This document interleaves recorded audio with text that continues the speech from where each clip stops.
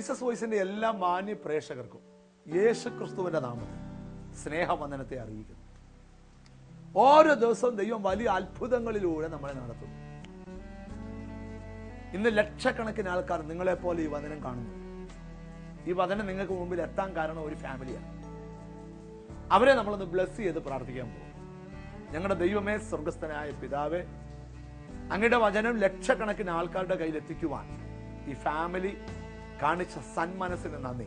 ഇവരെ ഞങ്ങൾ അനുഗ്രഹിച്ച് പ്രാർത്ഥിക്കുന്നു. അവരുടെ സ്പിരിച്വൽ ലൈഫ്, ഫൈനാൻഷ്യൽ മേഖല എല്ലാം ബ്ലെസ്ഡ് ആകട്ടെന്ന് പ്രാർത്ഥിക്കുന്നു. അവരെ ഞങ്ങൾ അനുഗ്രഹിക്കുക. തുറന്നു നടക്കുന്ന വചനത്തിന് നന്ദി.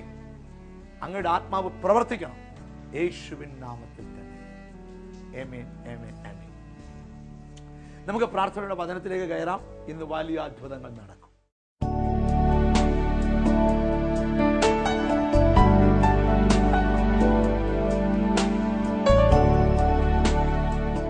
യോഹന്നാന്റെ സുവിശേഷം 7-ാം അധ്യായം 37-38 വാക്യങ്ങൾ. John chapter 7 verse 37-38. സുപരിചിതമായ വാക്യമാണ്, വായിച്ചു കേൾക്കാം. ഉത്സവത്തിന് മഹാദിനമായ ഒടുക്കത്തെ നാളിൽ യേശു നിന്നുകൊണ്ട് ദാഹിക്കുന്നവനെല്ലാം എന്റെ അടുക്കൽ വന്ന് കുടിക്കട്ടെ, എന്നിൽ വിശ്വസിക്കുന്നവന്റെ ഉള്ളിൽ നിന്ന് തിരുവെഴുത്ത് പറയുന്നത് പോലെ ജീവജലത്തിന്റെ നദി ഒഴുകും. യേശുക്രിസ്തുവിന്റെ പരസ്യ ശുശ്രൂഷയിലെ പ്രഖ്യാപനമാണിത്. ആമേൻ. ഉത്സവത്തിന്റെ മഹാദിനമായ ഒടുക്കത്തെ നാളിൽ യേശു നിന്നുകൊണ്ട് പറയുക, ദാഹിക്കുന്നവരെല്ലാം എന്റെ അടുക്കൽ വന്ന് കുടിക്കട്ടെ. ആമേൻ. ഒരു ഹല്ലേലൂയ പറഞ്ഞാട്ട്. ദാഹിക്കുന്നവരെല്ലാം എന്റെ അടുക്കൽ വന്ന് കുടിക്കട്ടെ. Praise God. അപ്പൊ എന്നോട് പരിശുദ്ധാത്മാവ് പ്രാർത്ഥിച്ചപ്പോ ഒരു കാര്യം പറഞ്ഞു. ചിലരുടെ ദാഹം തീർക്കാൻ ദൈവം ഒരു പദ്ധതി ഇട്ടിട്ടുണ്ട്. നിങ്ങൾക്ക് ഏത് വിഷയത്തെ കുറിച്ച് ദാഹം ഉണ്ടോ, ആ വിഷയത്തിന് എന്റെ ദൈവം പരിഹാരം തന്നിരിക്കും. ആമേൻ. രണ്ടാമത്തെ കാര്യം യേശു പറയുകയാണ്, എന്നിൽ വിശ്വസിക്കുന്നവന്റെ ഉള്ളിൽ നിന്ന് തിരുവെഴുത്ത് പറയുന്നത് പോലെ ജീവജലത്തിന്റെ നദി ഒഴുകും. ആമേൻ. വിശ്വസിക്കുന്നവനിൽ നിന്നൊഴുകും. നിങ്ങൾ ഇച്ചൂടെ കർത്താവിന് കഴിയുമ്പം ഈ അന്തരീക്ഷമെല്ലാം മറിയും. കാരണം എന്നോട് ദൈവം പറയുക, ചിലതൊക്കെ ഒഴുകാൻ പോകുകയാ. ഓ, അത് ആത്മാവിൽ കാണുന്നവർക്കായി ദൈവത്തെ സ്തുതിക്കുക. ചിലതൊക്കെ ദൈവാത്മാവിൽ ഒഴുകി തുടങ്ങുകയാ. ഈ വേദപുസ്തകത്തില് എന്റെ കർത്താവിന്റെ ഒരു പ്രത്യേകത പറയാം. ആര് ദാഹിച്ചിട്ടുണ്ടോ അവരുടെ ദാഹം ദൈവം പരിഹരിച്ചിട്ടുണ്ട്. പക്ഷെ പ്രശ്നം, നമുക്കൊരു ദാഹം ഉണ്ടാകണം. ഒന്ന് കൈകൊടുത്ത് ചോദിച്ചു, ദാഹം ഉണ്ടോ എന്ന് ചോദിച്ചു. നിന്റെ വീട് വിടുവിക്കപ്പെടണം എന്നൊരു ദാഹം നിനക്കുണ്ടാകണം. മനസ്സിലായോ? നിനക്കൊരത്ഭുതം കാണണമെന്നൊരു ദാഹം ഉണ്ടാകണം. ആമേൻ, ആമേൻ. ഞാൻ ഈ പ്രസംഗിക്കുന്ന വെള്ളത്തിന്റെ ദാഹമല്ല പ്രസംഗിക്കുന്നേ, ഒരു മനുഷ്യൻ ആത്മാവിൽ ഉണ്ടാകേണ്ട ദാഹം. ചില കണ്ടിട്ടുണ്ടോ, അവരുടെ വീട്ടിൽ എന്തു സംഭവിക്കുന്നെന്ന് അവർക്ക് വിഷയമല്ല. അവരാ സാഹചര്യത്തിനൊത്ത് ഓടാൻ തയ്യാറാ. ആമേൻ, ആമേൻ. ഞാൻ ഒരിക്കൽ ഒരു വീട്ടിൽ ചെന്നു. ആ വീട്ടില് കർത്താവിന്റെ സഹോദരം 34 വയസ്സായിട്ടും ആ വീട്ടിലെ മോള് കല്യാണം കഴിച്ചിട്ടില്ല. അപ്പൊ ഞാൻ അവരോട് ചോദിച്ചു, ഈ മോടെ വിവാഹം സംബന്ധിച്ച് നിങ്ങൾക്ക് ഒരു ടെൻഷനും ഇല്ലയോ? അവര് പറഞ്ഞു, എന്തിനാ ടെൻഷൻ എടുക്കുന്നത്? കല്യാണം നടക്കാനുള്ളത് നടക്കും. ഇപ്പൊ 43 വയസ്സും കണ്ട, ഇതുവരെ കണ്ടിട്ടില്ല. കുഞ്ഞ്, അവരവരുടെ കാര്യത്തിന് അവരവർക്ക് ദാഹം ഉണ്ടാകണം. ആമേൻ. പരിശുദ്ധാത്മ പറയുക, നിങ്ങളുടെ അകത്തൊരു ദാഹം ഉണ്ടാകണം. ആമേൻ. നിങ്ങൾക്ക് ശ്രദ്ധിക്കണമേ, എപ്പോഴും ഞാനൊരു കാര്യം പറയാം, ദൈവ മക്കൾ ഒരിക്കലും ഒന്നിലും സംതൃപ്തിപ്പെടരുത്. ആമേൻ. ഞാൻ പൈസയുടെ കാര്യമല്ല പറയുന്നത്, ആത്മീയ കാര്യമാണ് പറയുന്നത്. പ്രാർത്ഥിച്ച് ഞങ്ങളുടെ വീട്ടിൽ പ്രശ്നമൊന്നുമില്ല, അതിങ്ങനെ ശാന്തമായിട്ട് പോകുന്നുണ്ട് അല്ല. പ്രാർത്ഥിച്ച ആത്മാവിൽ ഒന്ന് വാങ്ങിച്ചാൽ അടുത്തത് വാങ്ങിക്കാനുള്ള ദാഹം ഉണ്ടാവണം.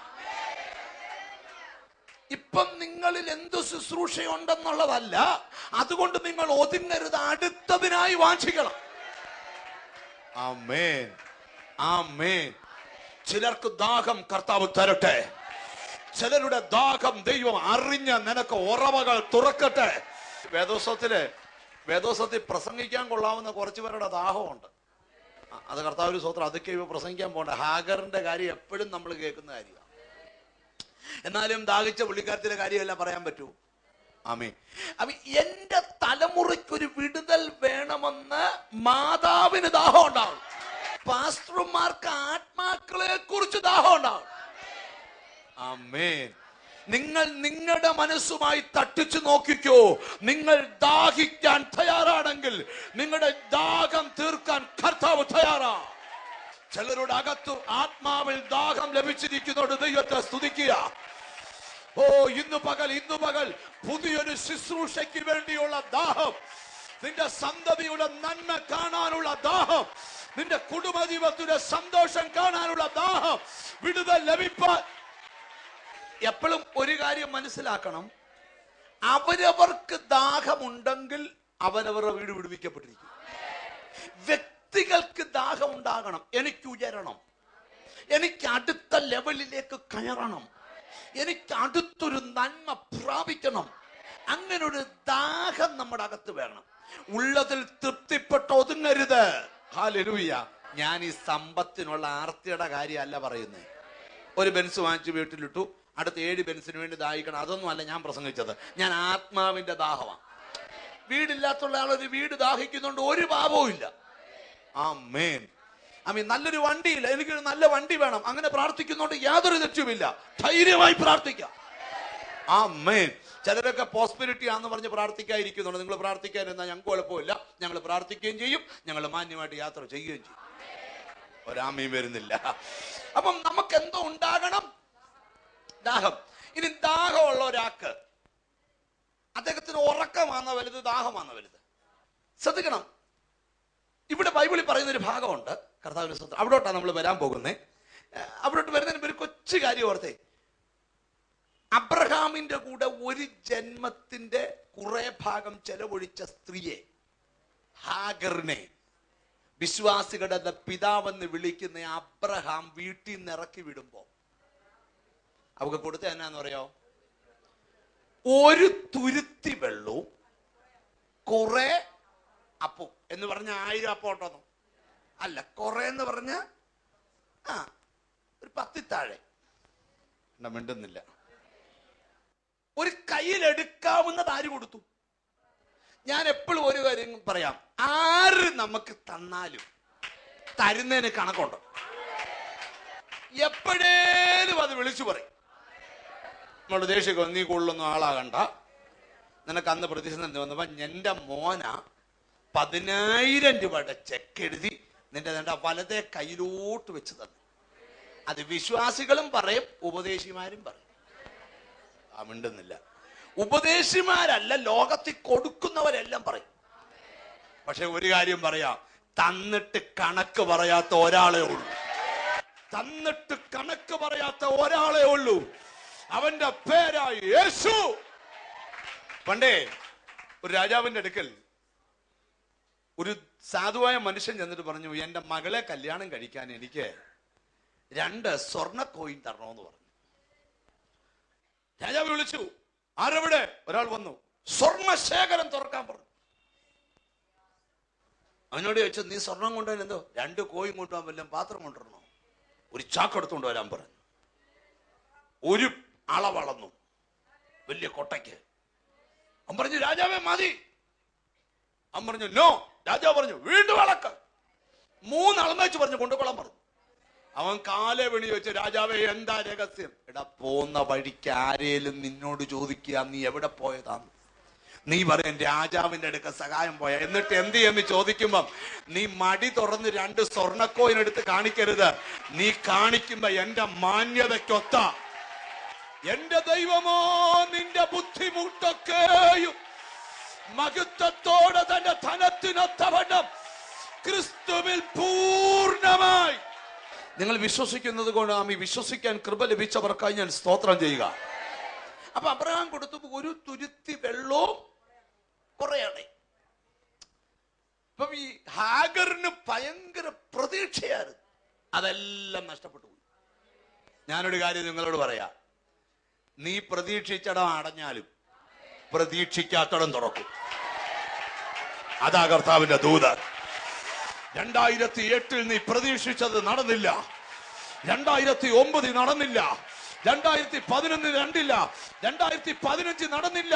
പക്ഷേ 2015 പുതിയ സാമ്പത്തിക വർഷം നീ പ്രതീക്ഷിക്കാത്തത്. അപ്പൊ ശ്രദ്ധിക്കുക, ഈ ഹാഗറ് കുഞ്ഞിനെ കൊണ്ടുപോയി മരുഭൂമി ചെന്നപ്പം അപ്പവും കഴിച്ചു, വെള്ളവും കഴിച്ചു. ഇനിയും അപ്പം ഇല്ലേലും പിടിച്ചു നിൽക്കാം, വെള്ളം ഇല്ലേ പറ്റുമോ? പറ്റുമോ പ്രിയരെ? പറ്റുകയല്ല. അയ്യോ, വെള്ളത്തിന് ക്ഷാമമുള്ള സ്ഥലത്ത് അല്ലണം നമ്മൾ ഓരോന്ന് കാണണേ. ഞാൻ ഒരിക്കലും ഒരു സ്ഥലത്ത് മലമുകളിൽ വണ്ടി ഓടിച്ചപ്പോൾ വെള്ളത്തിന് ക്ഷാമം. അവിടുത്തെ ഒരു അച്ചായൻ വലിയ ചരുവത്തിനകത്ത് കയറി നിന്ന് കുളിക്കുന്നു. ഞാൻ വണ്ടി അവിടെ നിർത്തിയിട്ട് വെച്ചു, അച്ഛാ എന്നാ ഇത്? ബ്രദറെ, വെള്ളമില്ല. ഈ കുളിക്കുന്ന വെള്ളം വേറെ കാര്യത്തിന് ഉപയോഗിക്കാം. വെള്ളം ക്ഷാമമുള്ള സ്ഥലം ഭയങ്കര പ്രശ്നമാണ്. ആമേൻ. ഇപ്പൊ ഞാൻ പറഞ്ഞതിന്റെ കാര്യം, ദാഹം ഒരു ഭയങ്കര വിഷയമാണ്. ആമേൻ. പക്ഷെ മരുഭൂമിയിൽ ഹാഗർ കരയുന്നൊരു രംഗം ഉൽപ്പത്തി പുസ്തകത്തിലുണ്ട്. നമുക്കൊന്ന് എടുക്കണം, വായിച്ചതാ. പക്ഷെ അവിടെ ഒരു കൊച്ചു ദൂത് എനിക്ക് പറയാനുണ്ട് നിങ്ങളോട്. അത് പറഞ്ഞിട്ട് 21:16 മുതൽ, ജെനിസിസ് ഉൽപ്പത്തി പുസ്തകം 21:16. അവൾ പോയി അതിനെതിരെ ഒരു അമ്പിൻപാട് ദൂരത്തിരുന്നു. അതിന് മേളിൽ 2 വാക്യം കൂടെ മേളിൽ അങ്ങ് വായിച്ച്. അബ്രഹാം അതികാലത്ത് എഴുന്നേറ്റ് അപ്പവും ഒരു തുരുത്തി വെള്ളവും എടുത്ത് ഹാഗറിന്റെ തോളിൽ വെച്ചു. കുട്ടിയെയും കൊടുത്ത് അവളെ അയച്ചു. അവൾ പുറപ്പെട്ടു പോയി ബേർഷേബ മരുഭൂമിയിൽ ഉഴന്നു നടന്നു. തുരുത്തിയിലെ വെള്ളം ചെലവായ ശേഷം അവൾ കുട്ടിയെ ഒരു കുറുങ്കാട്ടിൻ തണലിലിട്ടു.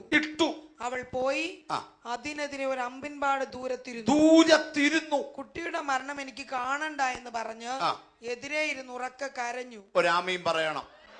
അതിന്റെ കാരണം, ആ കുഞ്ഞിന് അമ്മ ദാഹിച്ച് തല കറങ്ങുക, കൊച്ചു മരിക്കാൻ പോവുക. പക്ഷേ മരണം കയ്യിലിരുന്ന് വേണ്ടെന്ന് പറഞ്ഞ് ആമി ഒരു തണലിലോട്ട് കൊച്ചിനെ കിടത്തി. അടുത്തേ ഒരു അമ്പിൻപാട് ദൂരത്തിരുന്നു. കുട്ടിയുടെ മരണം എനിക്ക് കാണണ്ട എന്ന് പറഞ്ഞ് എതിരെ ഇരുന്ന് ഉറക്കെ കരഞ്ഞു. അമ്മ സത്യം, കുഞ്ഞ് അങ്ങോട്ട് കിടക്കുന്നെങ്കിൽ അമ്മ ഇങ്ങോട്ടിരുന്ന് കരഞ്ഞു. അടുത്ത വാക്യം, ദൈവം ബാലന്റെ നിലവിളി കേട്ടു. ദൈവം ഹാഗറിന്റെ നിലവിളി കേട്ടെന്നല്ല, ബാലന്റെ നിലവിളി കേട്ടു. ഒരാമയും വരുന്നില്ല. പിടിച്ചു നിൽക്കാൻ കഴിവുള്ള ഹാഗറിന്റെ നിലവിളി കേട്ടില്ല. മരണത്തിന്റെ മുമ്പിൽ ദാഹത്തിന് കൊതിക്കുന്ന അധരത്തിന്റെ ചലനം എന്റെ ദൈവം തിരിച്ചറിഞ്ഞു.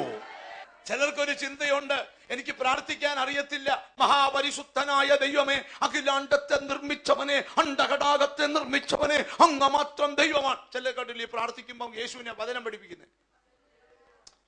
അങ്ങനൊന്നും പ്രാർത്ഥിക്കണമെന്നൊന്നുമില്ല. യേശുവേ, എനിക്ക് ഇന്ന കാര്യമാ, എന്നെ ഒന്ന് സഹായിക്കണേ. യേശു സഹായിക്കുമെന്നൊരു വിശ്വാസം അകത്തുണ്ടെങ്കിൽ നിന്റെ കാര്യത്തിൽ ദൈവം അത്ഭുതം ചെയ്തിരിക്കും. പരിശുദ്ധാത്മാവ് എന്നോട് പറയാ, ഇതുവരെ നടക്കാത്ത ചിലത് ഇന്നത്തെ ആരാധനയിൽ ദൈവം ചെയ്യാൻ പോകുകയാ. ശ്രദ്ധിച്ച് കേൾക്കുക. ഇവിടെ ഞാൻ ഈ ഹാഗറിന്റെ കാര്യം പറഞ്ഞു വന്ന ഒരു ദൂത് പറയാനാ. ഈ കുഞ്ഞ് ദാഹിക്കുക. പൈതലിന്റെ നിലവിളി ദൈവം കേട്ടു. അടുത്തത്, ദൈവത്തിന് ദൂതൻ ആകാശത്ത് നിന്ന് ഹാഗറിനെ വിളിച്ചു. ഹാഗറെ, നിനക്ക് എന്ത്? ഇതെന്തൊരു പരിപാടിയാ? നിലവിളി ഒരാടെ കേൾക്കുന്നു, മറുപടി വേറൊരാളോട് പറയുന്നു. ആമേൻ. ഹാഗറെ, നിനക്ക് എന്ത്? നീ ഭയപ്പെടേണ്ട. ബാലൻ ഇരിക്കുന്നിടത്ത് നിന്ന് അവന്റെ നിലവിളി ദൈവം കേട്ടിരിക്കുന്നു. അടുത്തത്, നീ ചെന്ന് ബാലനെ താങ്ങി എഴുന്നേൽപ്പിച്ചു കൊള്ളുക.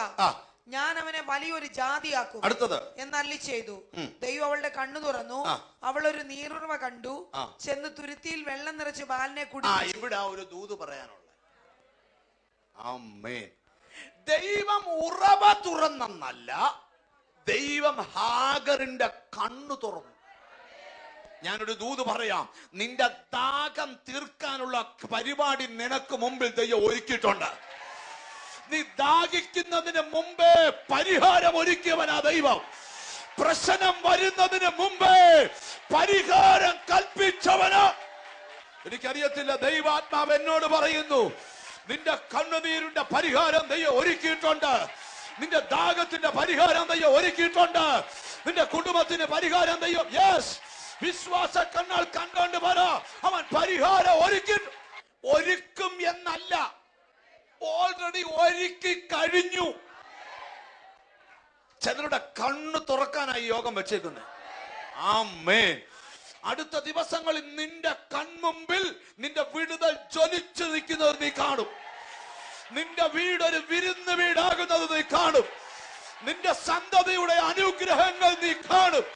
ഒരുക്കാൻ വേണ്ടിയല്ല പ്രാർത്ഥിക്കേണ്ടത്, ഒരുക്കിയത് വെളിപ്പെടാൻ പ്രാർത്ഥിക്കും. എന്നോട് കർത്താവ് പറയുന്നു, ചിലവിനൊക്കെ പിശാചിട്ട മറ എന്റെ ദൈവം ഇന്ന് പൊളിച്ചിരിക്കും. വിശ്വാസമുള്ളവർ ആമീൻ പറഞ്ഞാട്ട്. നിന്റെ ഭാവിക്കെതിരെ പിശാചിട്ട മറ, നിന്റെ സന്തതികൾക്കെതിരെ സാത്താനിട്ട മറ, ഓ നിന്റെ നന്മയ്ക്ക്, യെസ്, ഹോളി സ്പിരിറ്റ്, എന്തൊക്കെയോ ഇവിടെ സംഭവിക്കുന്നു.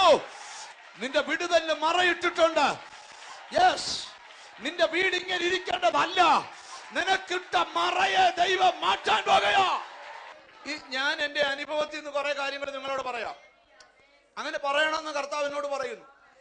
അനുഭവത്തിൽ നിന്ന് പറയാം. ഞാൻ കണ്ണുനീരോടെ പ്രാർത്ഥിച്ച പല കാര്യങ്ങൾക്കും റിപ്ലൈ വന്നപ്പോൾ ഞാൻ ഞെട്ടിപ്പിക്കുന്ന വാർത്തയാണ് അറിഞ്ഞത്. ഞാൻ കരയുന്നതിന് മുമ്പ് ആ വഴി തുറന്നു കിടക്കുമായിരുന്നു. ഞാൻ ഒരിക്കലേ എന്നെ ഒരു ഫാമിലി പ്രാർത്ഥിക്കാൻ വിളിച്ചു, എറണാകുളത്താ. അപ്പൊ അവര് എന്നോട് പറഞ്ഞു, ബ്രദറെ, ഞങ്ങൾ രണ്ടുപേരും വർഷങ്ങൾ കുവൈറ്റിലായിരുന്നു. ഭർത്താവ് ചിരിച്ചോണ്ട് പറയാ, ബ്രദറെ, എനിക്ക് ഭയങ്കര ശമ്പളമായിരുന്നു, എന്റെ ഭാര്യയ്ക്കും ഭയങ്കര, രണ്ടുപേരും കൂടെ കൂട്ടി ഒരു 10 ലക്ഷം രൂപ ശമ്പളമുണ്ട്. ഞാൻ പറഞ്ഞു, ഗുഡ്, നല്ലതാണല്ലോ. പക്ഷെ ബ്രദറെ, ഒന്നും ഉണ്ടാക്കാൻ കഴിഞ്ഞില്ല. സ്വന്തമായിട്ടൊരു വീട് പോലും ഇല്ല, ഇത് വാടകയാ. അപ്പൊ ഞാൻ ചോദിച്ചു, പൈസയെല്ലാം എവിടെ പോയി? അത് ബ്രദറെ, ഞങ്ങളാ എല്ലാ വെള്ളിയാഴ്ച ഞങ്ങൾ ഫ്ലൈറ്റ് കയറി നാട്ടിൽ വരുമായിരുന്നു. വ്യാഴാഴ്ച വൈകിട്ടത്തെ ഫ്ലൈറ്റിന്, വെള്ളി ഇവിടെ നിന്ന് ശനിയാഴ്ച രാത്രി ഫ്ലൈറ്റിൽ തിരിച്ചു പോകും. പൈസയല്ല. അപ്പൊ ഞാൻ അവരോട് ചോദിച്ചു, ബുദ്ധിയോടെ, നിങ്ങൾ ഇച്ചിരി ബുദ്ധിയോടൊക്കെ കൈകാര്യം ചെയ്യണ്ടായോ? ഞാൻ ബാങ്ക് വല്ലതും ഉണ്ട്? പിന്നെ 27,000 രൂപയുണ്ട് ഇപ്പൊ. പിള്ളേരെന്തുവാ? അപ്പൊ രണ്ടുപേരും പഠിക്കുക. മൂത്തവനെ ഫീസ് കൊടുത്തിട്ടില്ല, അതുകൊണ്ട് ഇറക്കി നിർത്തിയിരിക്കുക. നീണ്ട വർഷങ്ങൾ കുവൈറ്റ് ജോലി ചെയ്തൊരു ഫാമിലിയെ കുറിച്ചാണ് പറയുന്നത്. അപ്പൊ ഞാൻ പ്രാർത്ഥിക്കാൻ ഇരുന്നപ്പോൾ കർത്താവ് പറഞ്ഞു, ഇവൻ ദരിദ്രനാണെങ്കിലും ഇവൻ കോടീശ്വരനാണ്. അപ്പൊ ഞാൻ പറഞ്ഞു, ബ്രദറെ, നിങ്ങൾക്ക് ഭയങ്കര കോടികൾ ദൈവം ഒരുക്കിയിട്ടിട്ടുണ്ട്. എവിടുന്നാ ബ്രദറെ? പാസ്ബുക്കൊക്കെ പോയി എടുത്തോണ്ട് വന്നു. ഞാൻ പറഞ്ഞു, ദൈവം ഒരുക്കിയത് വെളിപ്പെടാൻ പ്രാർത്ഥിക്കാൻ പറഞ്ഞു. അങ്ങനെ ദൈവം ഒരുക്കിയത് വെളിപ്പെടാൻ പ്രാർത്ഥിക്കുക.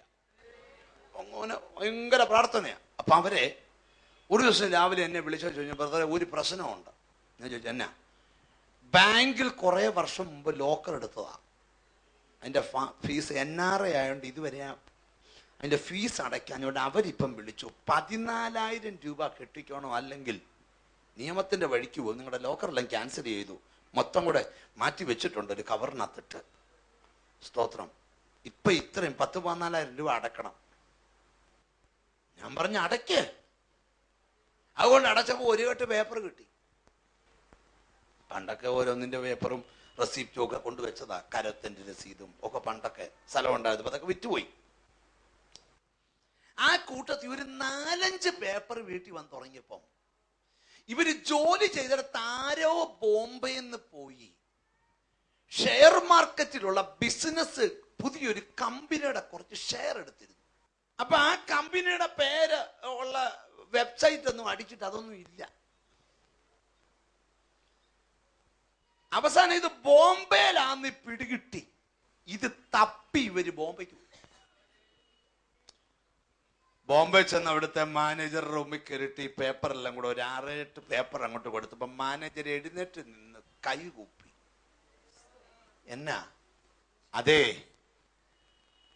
സാറിനെ തപ്പി ഞങ്ങൾ പോകാത്ത സ്ഥലമില്ല. എന്നാ സാറേ, പണ്ടൊരു കൊച്ചു കമ്പനിയായിരുന്നു, അതങ്ങ് വളർന്നു. സാറിനിപ്പൊ ഇതിനകത്ത് 60% ഷെയർ സാറിൻ്റെയാ. അപ്പൊ ഈ പുള്ളിക്കാരൻ ചോദിച്ചു, അങ്ങനായ എന്താ ഗുണം? എന്താ ഗുണമെന്നോ? ഒരു 50,000 കോടിയുടെ ആസ്തി നിനക്കുണ്ട്. ഞാൻ ശുശ്രൂഷിക്കുന്നതിന്റെ രഹസ്യം ഒരുക്കി ഇട്ടത് വെളിപ്പെടാൻ പ്രാർത്ഥിക്കണം. അതിനായി ഈ മെസ്സേജ് കൊണ്ടുവന്ന് വെച്ചേ. നിന്റെ ദാഹം തീർക്കാനുള്ള പദ്ധതി ദൈവം ഒരുക്കിയിട്ടുണ്ട്. ബൈബിൾ പറയാ, ദൈവത്തെ സ്നേഹിക്കുന്നവർക്ക്, നിർണയപ്രകാരം വിളിക്കപ്പെട്ടവർക്ക് സകലതും നന്മയ്ക്ക്. വേർവാക്യം, ദൈവം തന്നെ സ്നേഹിക്കുന്നവർക്ക് ഒരുക്കിയിരിക്കുന്നത് ഒരിക്കലും രക്ഷപ്പെടത്തില്ലെന്ന് നിന്റെ വീടിനെ നോക്കി പ്രാഗിയവരും നോക്കി നിൽക്ക. ദൈവം ഒരുക്കിയത് വെളിപ്പെടും.